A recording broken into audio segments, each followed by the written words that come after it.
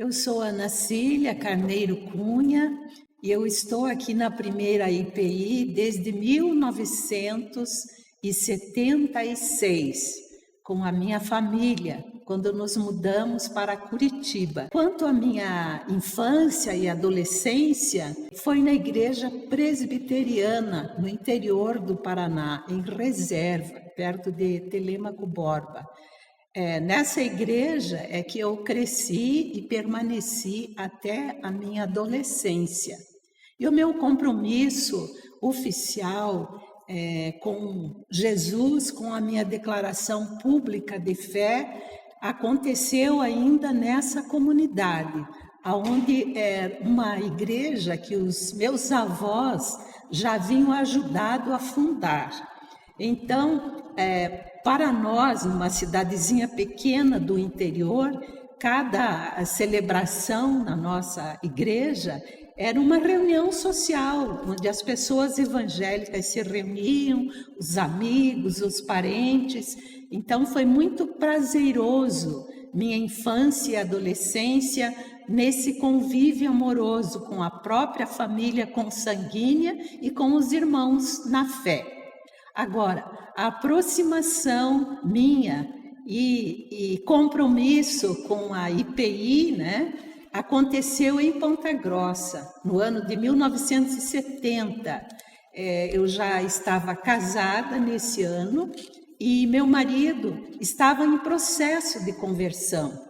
Ele até queria já fazer profissão de fé na igreja presbiteriana, mas eu sentia que ainda não era um momento especial de maturidade para ele assumir tão sério compromisso.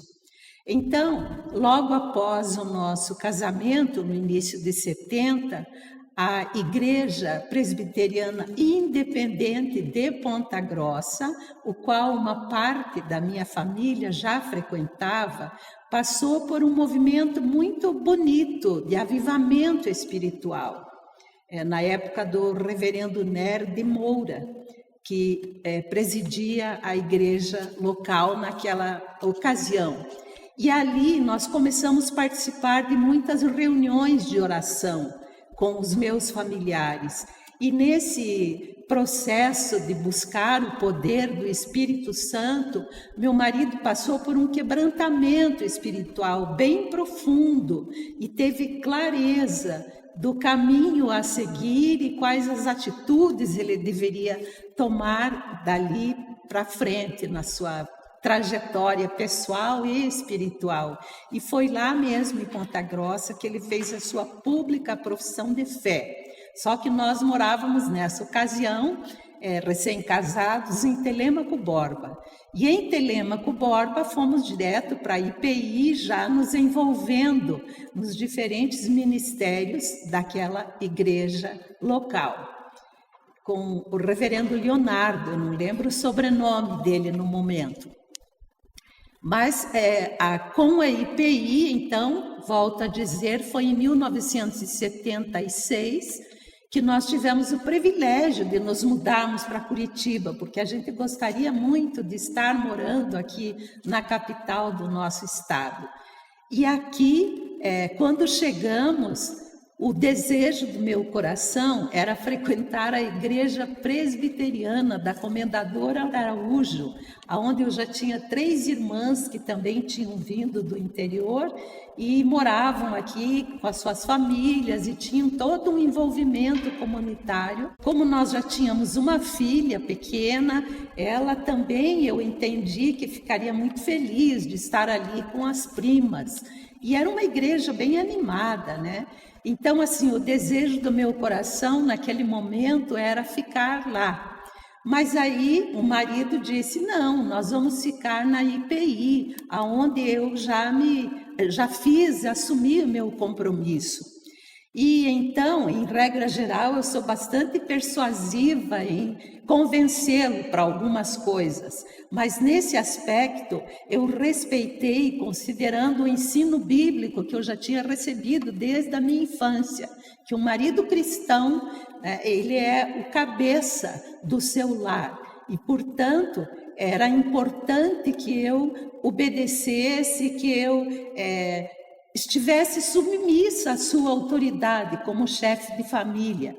E então começamos a frequentar a IPI, aqui a primeira igreja de Curitiba. Mas os irmãos presbíteros, especialmente Paulo Anunciação e Manuel de Andrade, nos acolheram de uma forma muito amorosa, nos cativando. E aí nós tivemos a confirmação que realmente aqui era o nosso lugar. E nesse mesmo ano estava vindo o reverendo Eliseu com a sua esposa de São Paulo. E aí começou a nossa relação amorosa com esta primeira igreja do Largo da Ordem. E foi a decisão mais sábia que eu tive e entendi que foi em submissão à palavra. Já aproveito aqui para dizer como vale a pena, né, seguir os ensinamentos da palavra de Deus, porque aqui nós educamos os nossos filhos, a filha que já estava com 4 anos quando nos mudamos para Curitiba, e depois tivemos o filho já aqui.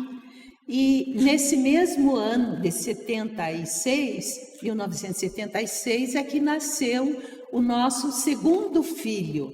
E para nossa alegria, essa igreja também tão amorosa, as mulheres da sociedade feminina organizaram um culto do bebê para acolher o nosso filho. E foram então no nosso apartamento com um programa específico criado para tal ocasião, com louvor, com jogral, com orações, que eu como historiador eu quis guardar algumas relíquias. E essa é uma relíquia que eu guardo não só no papel, de como meu filho foi abençoado nesse nascimento, como nós pais nos sentimos honrados, como também o mover do Espírito nas nossas vidas, com tantas bênçãos a partir dessa decisão assertiva do marido de frequentarmos desta comunidade. Porque aqui nós tivemos muitas experiências tristes, experiências alegres, mas é justamente sobre estas experiências que eu quero falar um pouquinho, para deixar para as novas gerações do quanto vale a pena servir a Jesus, obedecer a sua palavra, procurar viver nos seus caminhos. Começou com essa acolhida dos irmãos, depois veio a acolhida para o filho que estava nascendo e as orações que aquelas mulheres começaram a fazer dali pela frente por nossa família. E depois nós tivemos, já bem mais tarde, na década de 1980, um acidente de trânsito, que aí já meus pais também moravam em Curitiba, e sempre, nos domingos à noite, eles vinham conosco. Aqui nós tínhamos culto à noite, na primeira igreja, e eles nos acompanhavam, meu marido ia buscá-los, e trazia, né, para eles participarem do culto conosco, porque na ocasião eles eram da Igreja Presbiteriana Renovada em Curitiba. E então, num desses cultos, nessa década de 90, na saída do templo, nós sofremos um acidente de trânsito na 13 de maio, onde não havia ainda o semáforo. E nessa circunstância, meus pais faleceram. Meu pai dando entrada no pronto-socorro e minha mãe ainda ficou 1 semana hospitalizada. Mas por que eu faço questão de contar esse acontecimento de luto fatídico?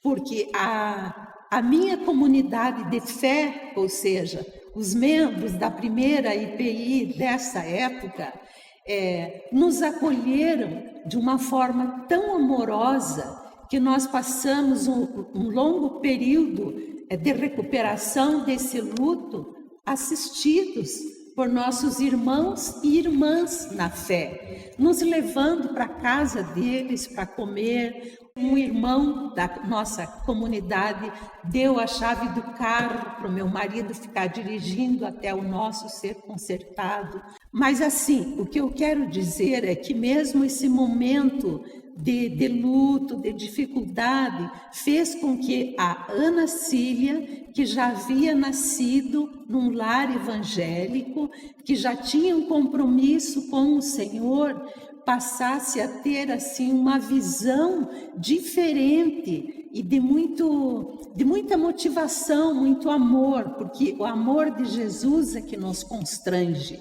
Eu, como professora, estava fazendo já uma fase inicial do doutorado e o meu sonho era dar aula na Universidade Federal aqui em Curitiba. Mas a partir desse episódio, não que a vida acadêmica, intelectual não tenha uma importância enorme, mas naquele momento, para a minha vida, eu entendi que o meu lugar de ocupação e compromisso fora a minha família seria me envolver com os irmãos da minha comunidade, para aquilo que fosse necessário. Então foi um momento novo, assim, de entrega pessoal. E a partir desta ocasião, eu não quero perder tempo, no sentido de que o historiador trabalha com o tempo, né? O tempo de curta duração, média e longa duração. Então eu quero, com o tempo que o Senhor ainda tem para a minha vida, eu estar envolvida na causa do meu mestre. E eu senti que esse envolvimento espiritual com essa comunidade não só fez bem à minha família, como me fez, como família da fé, olhar assim com mais paciência a caminhada de cada pessoa, respeitando o ritmo, passando por dificuldades, porque qual é a instituição humana que não passa por dificuldades?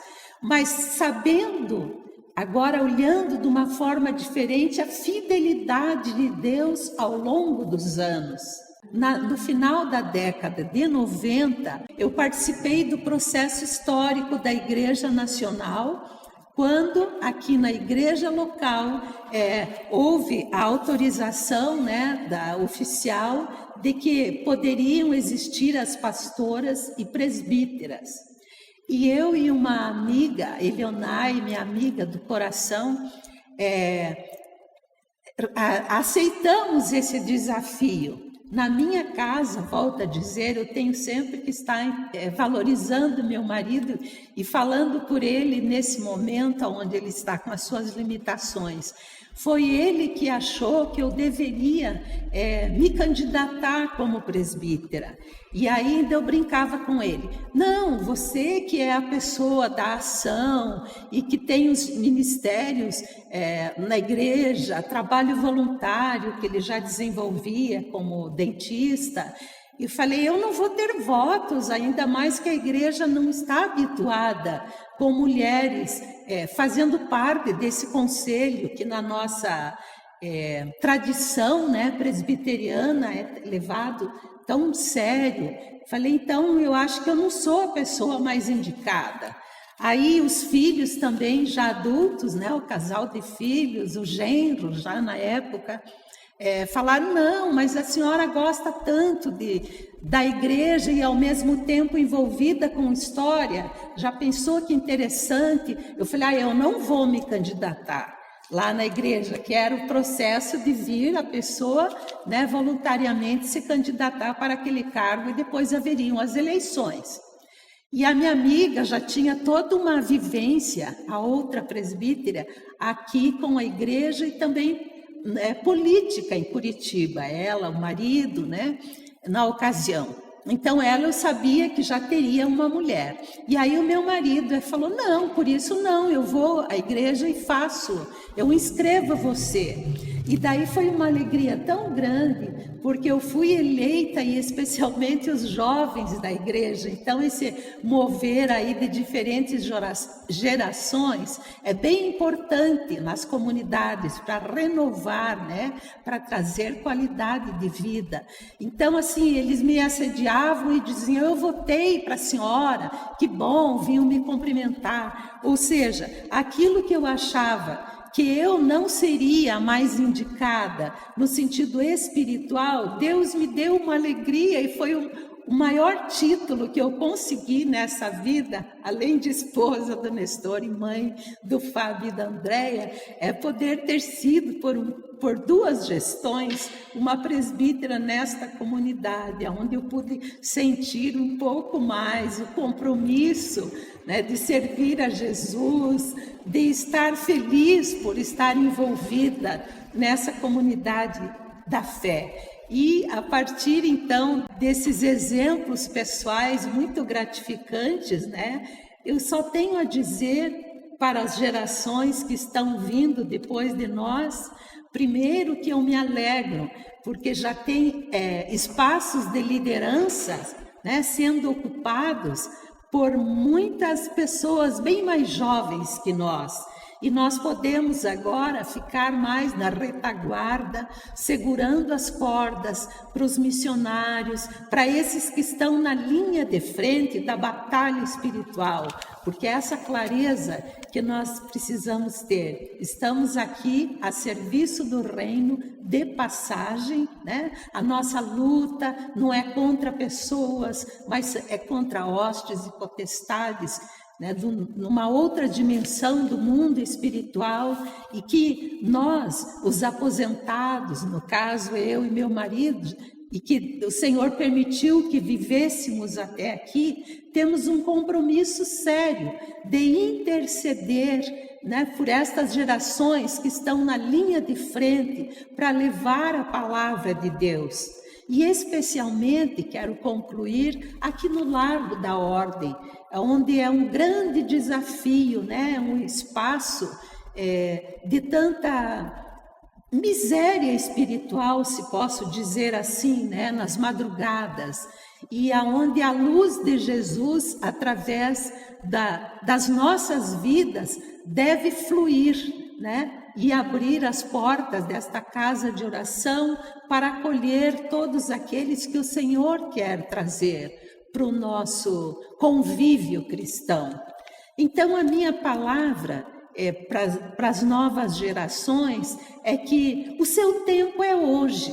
Não deixe de servir a Jesus, porque vocês vão experimentar da fidelidade dele ao longo do tempo, como tem acontecido na minha casa, com a minha família e com meus irmãos na fé, do convívio, os que ainda estão vivos, né? E eu menciono especialmente o pastor Matias com Eloá, que nós tivemos o privilégio de tê-los fazendo o casamento dos nossos filhos, o presbítero Silas Duque Estrada, que ainda foi da minha geração. Ele era um homem de oração e foi muito marcante na nossa vida.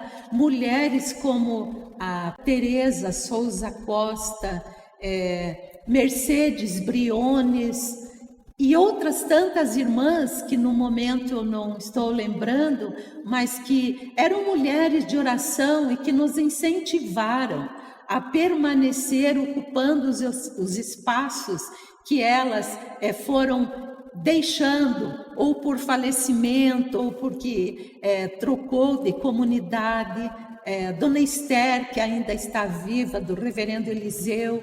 Então, eu deixo para as novas gerações esse convite. Vale a pena você servir a Jesus, e se você quiser aprender mais dele, nós temos no momento na nossa igreja não só os pequenos grupos que chamamos de células, como também nos prontificamos como liderança a fazer discipulados pessoais. E esses discipulados a gente vai caminhar juntos, buscando na palavra a orientação para os dias difíceis que atravessamos, como precisamos uns dos outros para alimentar a nossa fé e como precisamos da palavra do Senhor que nos dá vida e vida em abundância.